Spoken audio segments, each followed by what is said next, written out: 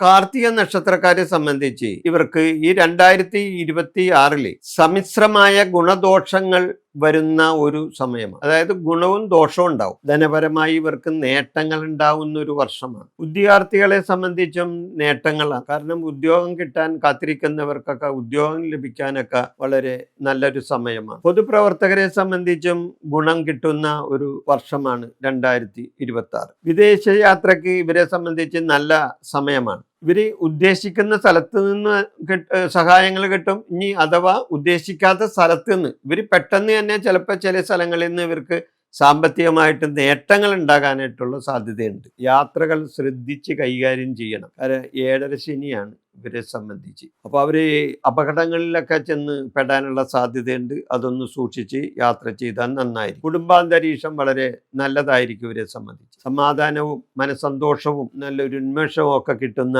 ഒരു വർഷമായിരിക്കും. കർമ്മത്തിൽ പുരോഗതി ഉണ്ടാവുന്ന ഒരു വർഷമാണ്. കാര്യവിജയങ്ങളും നേട്ടങ്ങളും ഇവർക്ക് പ്രതീക്ഷിക്കാവുന്നതാണ്. ശത്രുദോഷം നേരിടേണ്ടതായിട്ടും വരും. വാക്കുതർക്കങ്ങളിൽ നിന്നും കഴിവതും ഒഴിഞ്ഞു നിൽക്കാൻ ഇവർ ശ്രദ്ധിക്കേണ്ടതാണ്. കൃഷി ലാഭത്തിൽ വരുത്താനും ഇവർ ശ്രമിക്കും. ഈശ്വരാധീനം വർദ്ധിക്കാനും പറ്റിയ ഒരു സമയമാണ് ഈ കാർത്തിക നക്ഷത്രക്കാരെ സംബന്ധിച്ച്.